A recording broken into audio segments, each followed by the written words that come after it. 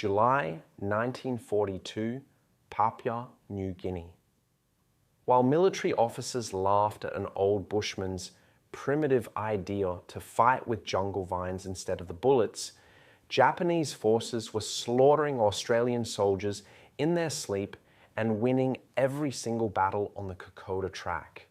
But when one stupid tripline wiped out an entire enemy patrol in under a minute without firing a single shot, those same officers stopped laughing and started copying. How did a dismissed 34-year-old former rabbit hunter with no formal training revolutionize jungle warfare and save thousands of lives using nothing but vines, logs, and knowledge that the military academy had never taught? Papua New Guinea, July 1942. Private Jim Morrison pressed his body flat against the muddy ground as a rain hammered through the jungle canopy above him. Water ran down his face and into his eyes, but he did not move. 50 meters ahead, Japanese soldiers moved through the darkness like ghosts. This was the Kokoda Track, and the Australians were losing badly. Morrison was part of the 39th Battalion, just 400 men trying to stop 5,500 Japanese soldiers from reaching Port Moresby. Every day the enemy pushed forward. Every day more Australians died. The track stretched 96 kilometers through some of the worst jungle on earth, and the Japanese were winning every single fight. The numbers told a terrible story. When Australian forces tried to fight back and set up attacks, 73 out of every 100 attempts failed. The Japanese were too good at jungle fighting. They moved at night when the Australians could barely see. They crept into camps and killed men while they slept. In just 1 week, 28 Australian soldiers had died this way, their throats cut before they could even reach for their rifles. Morrison watched another patrol pass by in the darkness. He was 34 years old, which made him ancient compared to most of the other soldiers. Before the war, he had spent his life in the Australian bush, hunting rabbits and living off the land. When he enlisted, the other men had laughed at him. Too old, they said. Too rough. The officers thought he was some kind of joke. Captain Richards had made his feelings very clear just 2 days ago. Morrison had tried to explain an idea he had, a way to use the jungle itself as a weapon. The captain had cut him off mid-sentence. "We're fighting a modern war, Morrison, not hunting rabbits," Richards had said, his voice dripping with contempt. "Take your bushcraft nonsense somewhere else." But Morrison knew something the captain did not understand. He had lived in wild places his whole life. He knew how to read the land, how to move through thick bush, how to make the forest work for him instead of against him. As he lay there in the mud, watching the Japanese patrol disappear into the darkness, an idea formed in his mind that would not go away. The Japanese were moving 2 kilometers closer to Port Moresby every single day. The Australians kept falling back, exhausted and beaten. Morale was collapsing. Men whispered that they could not win, that the enemy was just too strong. The Japanese had better training, better tactics, and they seemed to fear nothing. Morrison had tried everything the army way. He had followed orders, fought in the daylight, retreated when commanded. He had watched good men die because the tactics they were using simply did not work in this impossible jungle. The thick vines grabbed at your clothes. The mud sucked at your boots. The rain never stopped. Visibility was almost zero at night. And the Japanese used all of this to their advantage. 3 nights ago, Morrison had been on watch when he heard something moving in the darkness. He had frozen, barely breathing, as a Japanese soldier passed within arm's reach of his position. The enemy soldier had not seen him because Morrison knew how to become invisible in the bush. He knew which leaves made noise when you brushed them. He knew how to move without breaking twigs. He knew the jungle in a way that no military academy could ever teach.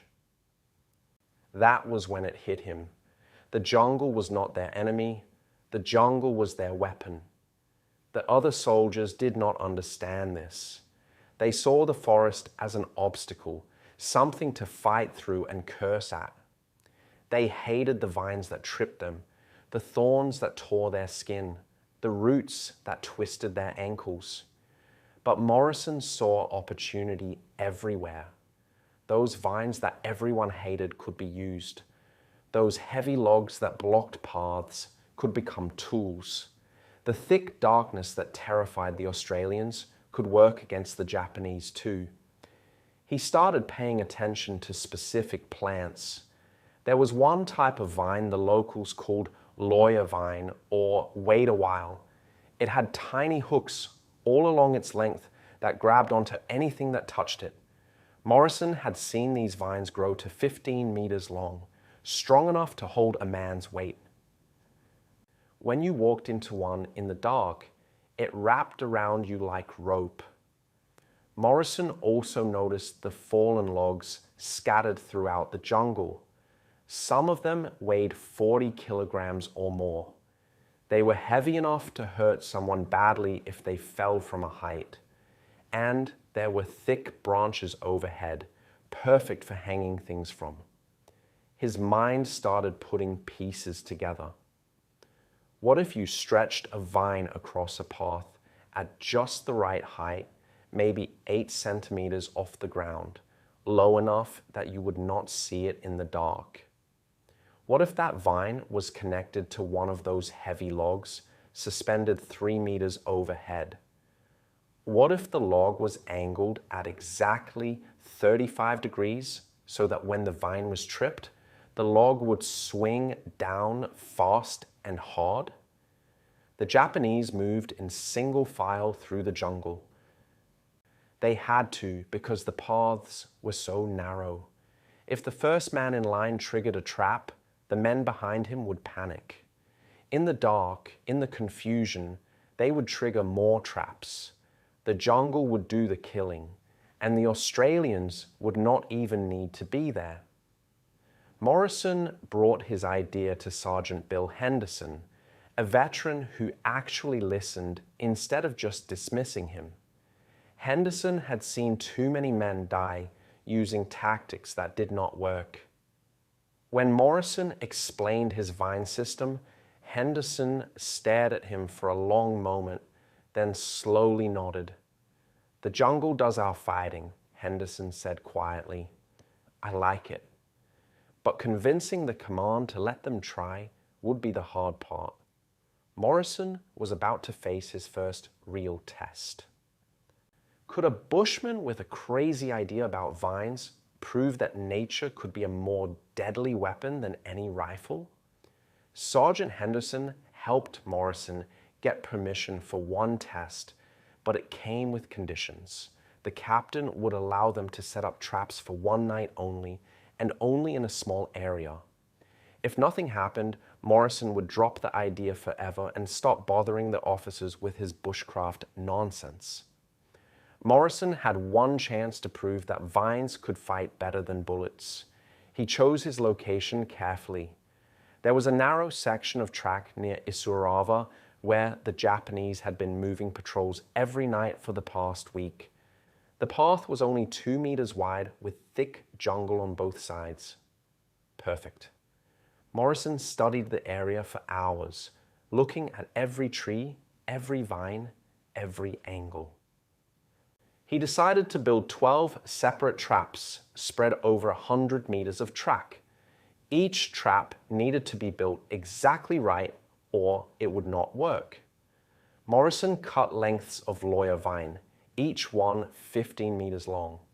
The vines were incredibly strong, like natural rope, but covered in tiny hooks that dug into your skin if you tried to pull free. For each trap, Morrison positioned the vine 8 centimeters above the ground. This was the perfect height because it was too low to see in the darkness, but high enough that leaves and small debris would pass under it. He angled each vine at exactly 35 degrees across the path.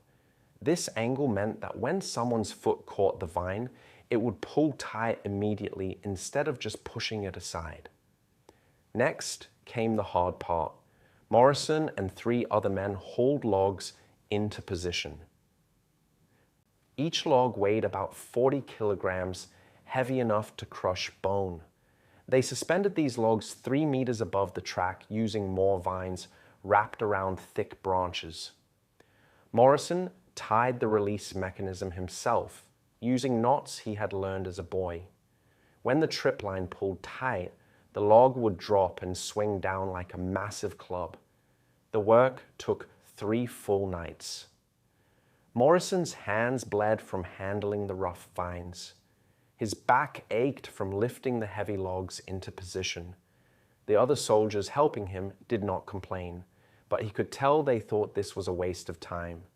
Even Sergeant Henderson seemed uncertain as they finished the last trap. Captain Richards inspected the system on the afternoon of August 2nd. He walked the track slowly, studying each tripline. Morrison watched his face, trying to read his expression. Finally, the captain shook his head. "This seems elaborate for something that might catch 1 or 2 men," he said. "But you have your test, Morrison. 1 night."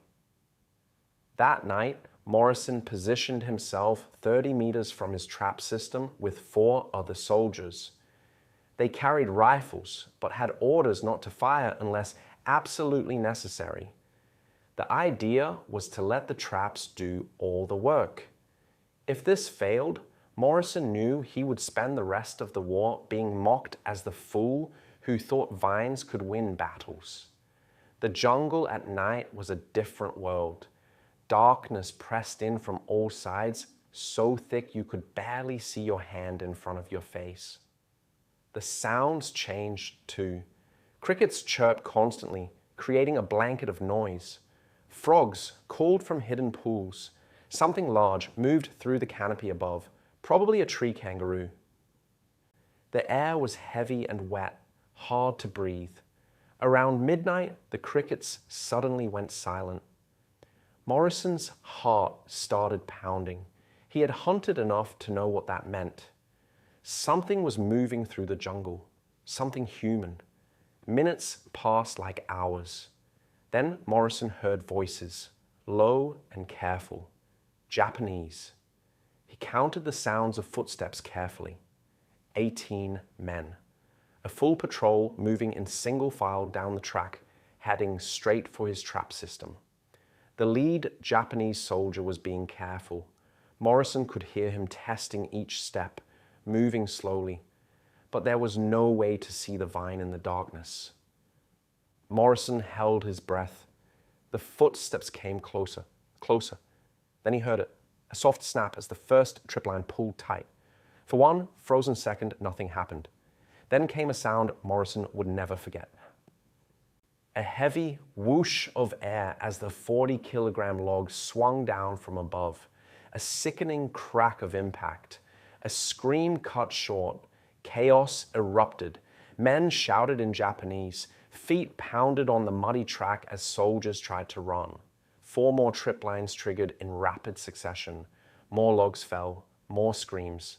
The sound of bodies hitting the ground.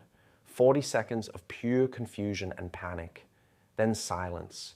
The kind of silence that feels like pressure against your ears. Morrison waited 5 full minutes before moving. When he and the other soldiers finally approached with flashlights, they found carnage spread across the track. 18 Japanese soldiers lay motionless. 11 were dead from crushing head and chest wounds. 7 were so badly injured they could barely breathe. Not 1 member of the patrol had escaped. The entire unit had been destroyed in under a minute by logs and vines. Morrison walked slowly through the aftermath, checking each trap. 7 of his 12 systems had been triggered in a devastating chain reaction. The Japanese had stumbled into them one after another in complete darkness, unable to retreat, unable to advance. The vines had worked exactly as he planned. The angles were perfect. The logs had swung with devastating force. And not a single Australian had been harmed. They had not even fired their weapons. When Captain Richards saw the results the next morning, his face went pale. An entire 18-man patrol eliminated without a single bullet fired. He stared at the bodies and triggered traps for a long time without speaking. Finally, he turned to Morrison. "How many more of these can you build?" he asked quietly. Within 2 weeks, Morrison had trained 60 soldiers in his techniques. They built 89 trap systems across different sections of the Kokoda Track. Morrison showed them exactly how to measure the vine height, how to angle the triplines, how to position the logs for maximum impact. Some soldiers added their own improvements, like sharpening stakes to place behind the logs or using multiple vines in sequence. The results were immediate and dramatic. Before Morrison's traps, the Australians were losing 12 to 15 men in every engagement with the Japanese. After the traps were deployed, Australian casualties dropped to 2 or 3 per fight, but Japanese casualties tripled. They were losing 40 or more men in single engagements, many of them to traps they never saw coming. Morrison also developed a new variation. 1 out of every 5 triplines now connected to a grenade instead of a log. When triggered, the grenade would explode at chest height. This created another layer of uncertainty for the Japanese. They could not know which vines would drop logs and which would explode. Every step became a gamble with death. By September 1942, every Australian unit on the Kokoda Track was using Morrison's methods. 340 trap systems were built in a single month. The Japanese were losing 200 men to vine traps alone, which was 40% of all their casualties on the Kokoda Track. The battlefield was changing, and a dismissed bushman's crazy idea was saving Australian lives every single night. The numbers told an incredible story. In June and early July, before Morrison's traps, the Japanese had been advancing 2 full kilometers down the Kokoda Track every single day. The Australian forces were being pushed back steadily, losing ground and losing men. By late August, after Morrison's vine systems were in place across the track, the Japanese advance had slowed to just 300 meters per day. The jungle itself had become an enemy they could not defeat, but the real impact went beyond simple numbers. Something else was happening to the Japanese soldiers, something Morrison had not expected. They were becoming afraid of the forest. A captured Japanese diary from September 1942 contained an entry that Australian intelligence officers read with amazement. The soldier had written, "The forest itself fights against us. We cannot trust our own footsteps. My men look at every shadow with fear. This is not war, this is nightmare." The psychological damage was spreading through Japanese ranks like a disease. Soldiers who had fought bravely in other battles now hesitated before taking each step. They moved slower, tested the ground constantly, and jumped at every sound. Their officers tried to counter Morrison's traps by assigning scouts to walk ahead with long poles, prodding the ground to find hidden triplines. But this made them move even slower, and the scouts themselves were terrified of their job. Morrison saw the Japanese countermeasure and adapted immediately. He started building dummy triplines that were not connected to anything. These fake vines did nothing when triggered, but the Japanese had no way to know which traps were real and which were harmless. Every time a scout's pole found a vine, the entire patrol would stop, back up, and try to find another route. Sometimes they would spend an hour avoiding a tripline that would not have hurt anyone. The dummy vines slowed the Japanese advance even more than the real traps. Fear was becoming a more powerful weapon than the logs themselves. Morrison had discovered something that military academies did not teach. When you make an enemy afraid of the ground under their feet, they stop being effective soldiers. They stop thinking about their mission and start thinking only about survival. In September, Morrison's trap systems killed or wounded 203 Japanese soldiers. This was 40% of all Japanese casualties that month on the entire Kokoda Track. The traps were doing more damage than rifles, mortars, and artillery combined. Australian commanders started requesting that Morrison visit their sections to train their men personally. He became an unofficial instructor, traveling up and down the track, teaching soldiers how to read the jungle and turn it into a weapon.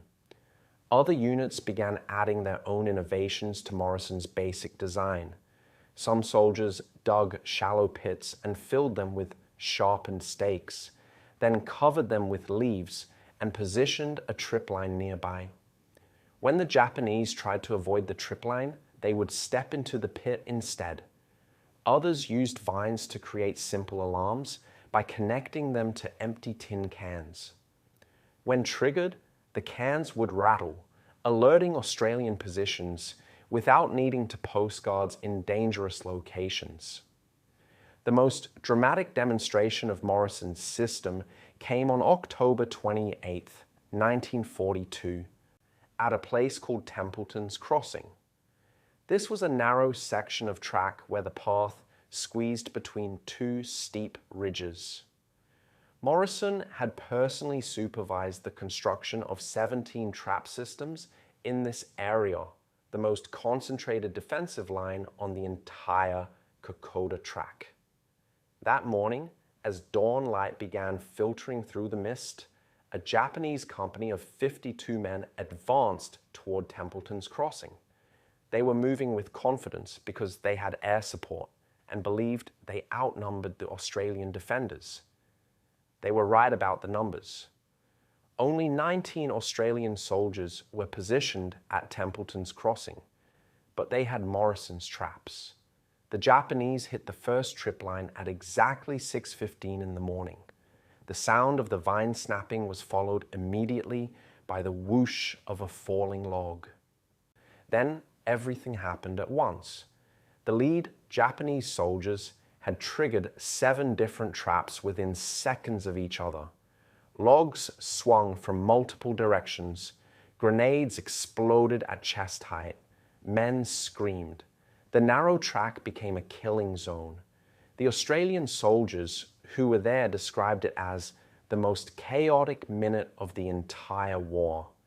The sounds echoed off the ridges on both sides, making it seem like the attacks were coming from everywhere.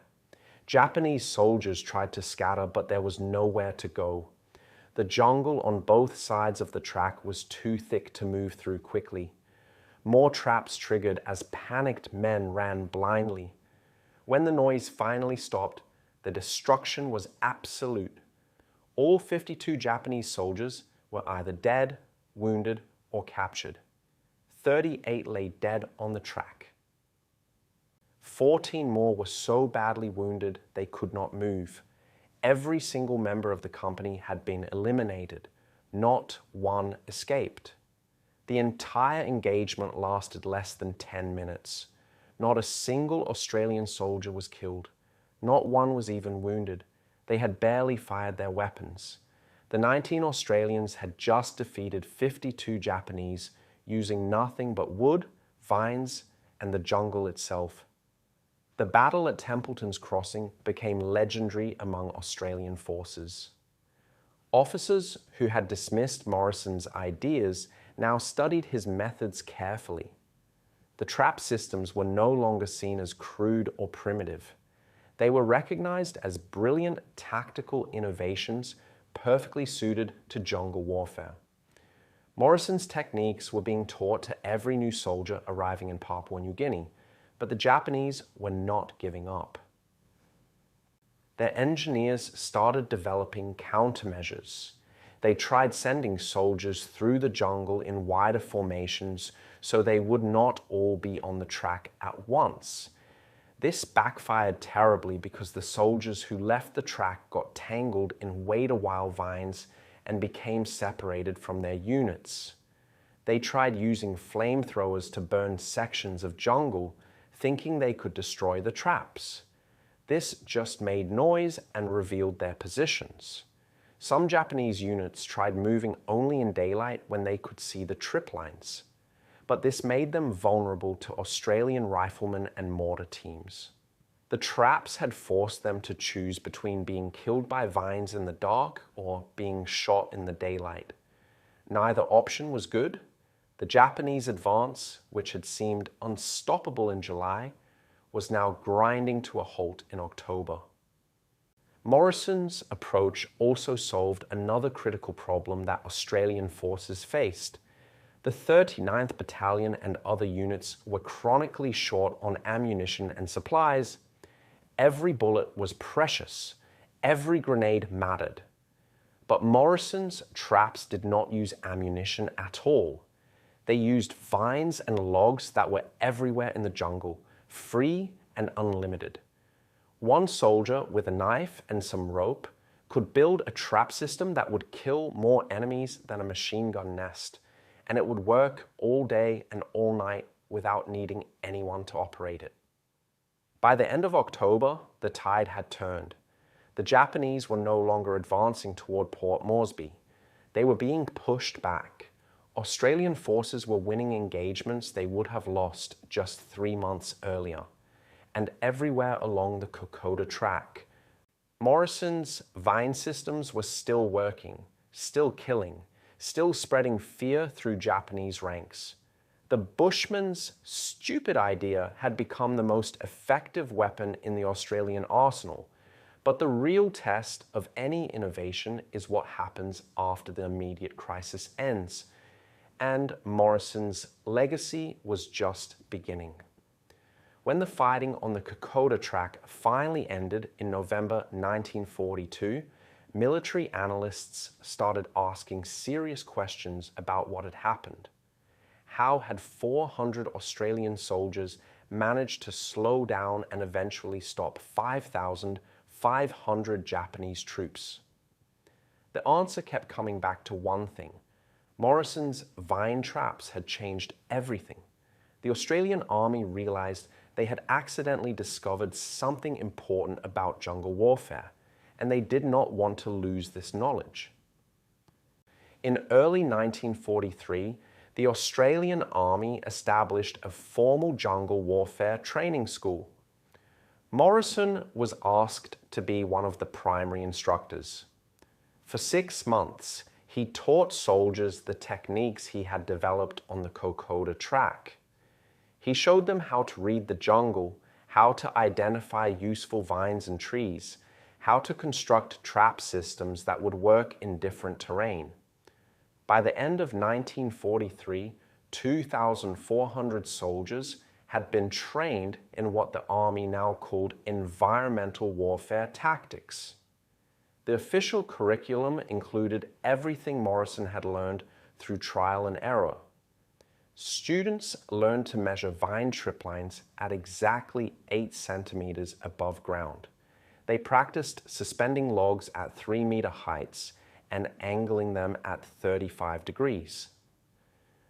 They studied which plants could be used as natural rope and which trees had branches strong enough to support weight.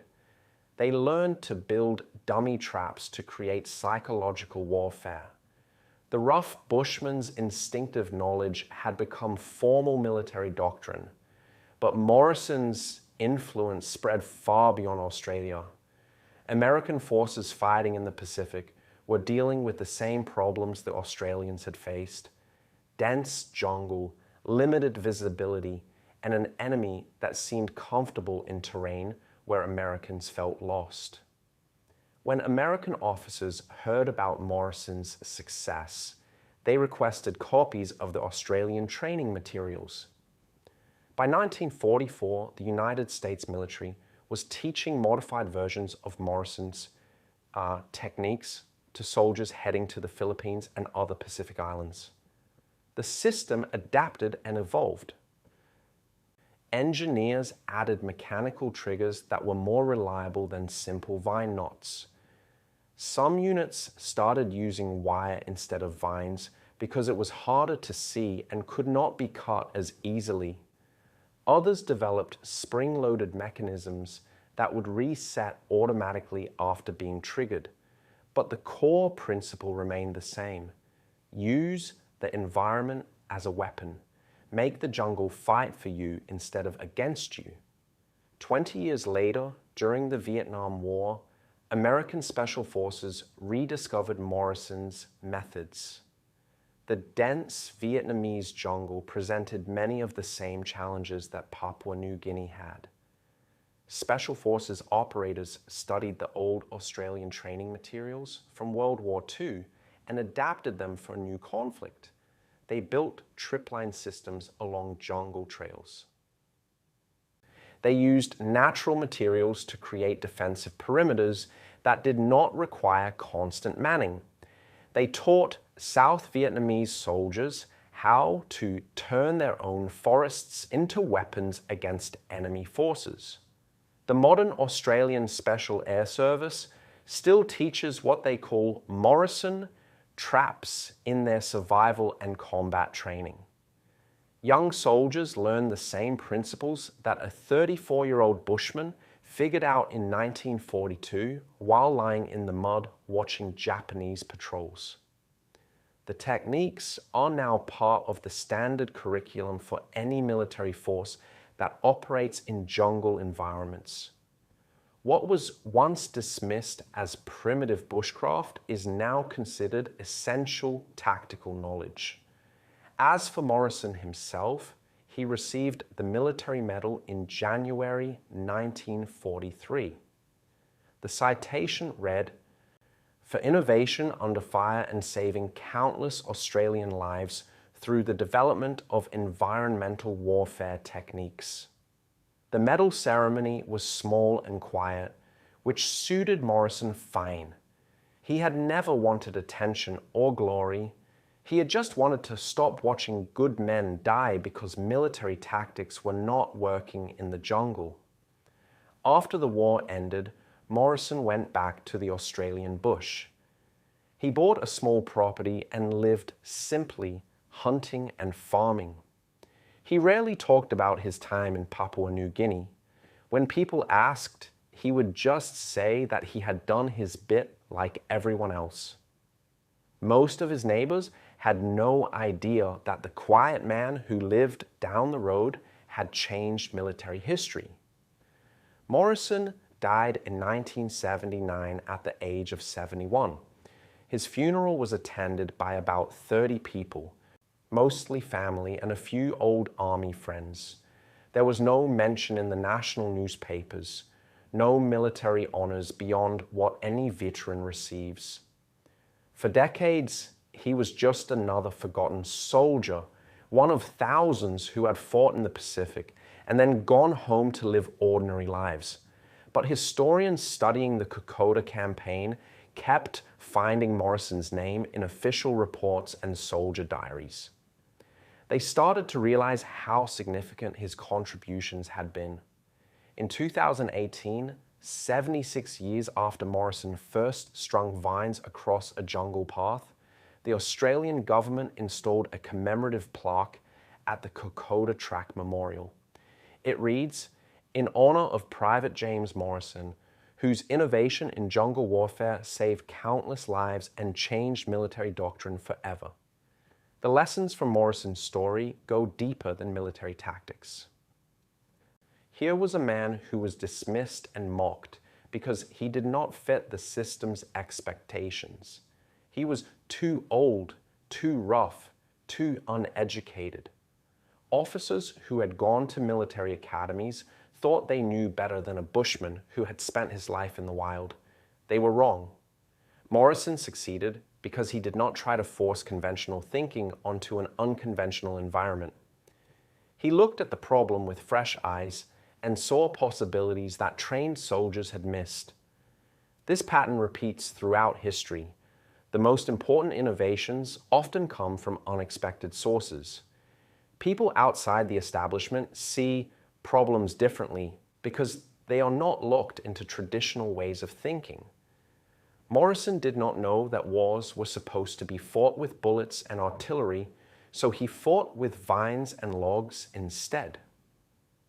His ignorance of military doctrine became his greatest advantage. Modern militaries now study the Kokoda campaign specifically to understand this lesson. Training programs include case studies of Morrison's tactics. Officers learn that rigid thinking loses to adaptive creativity, especially in asymmetric warfare where conventional advantages do not apply.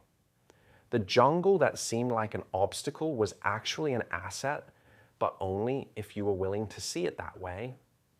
Morrison's legacy also teaches us about the power of working with our environment instead of against it. He did not try to conquer the jungle or make it less dangerous. He accepted it as it was and found ways to use its natural features to his advantage. This principle applies far beyond warfare. In any field, the people who succeed are often those who adapt to reality rather than expecting reality to adapt to them. The question Morrison's story forces us to ask is uncomfortable. How many other good ideas have been dismissed because they came from the wrong person or challenged established thinking? How many problems remain unsolved because we are too attached to conventional solutions? Morrison was lucky that Sergeant Henderson listened to him.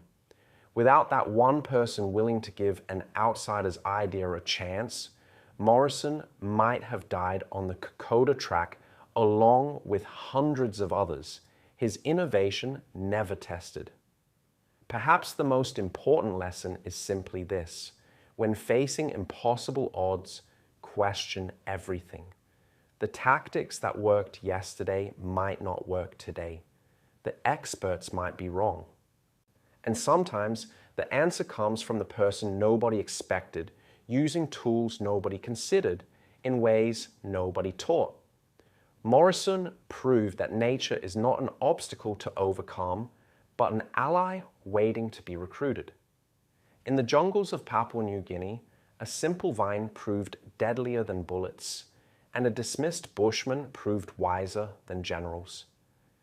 The only question left is whether we are brave enough to listen to the next Morrison before it is too late.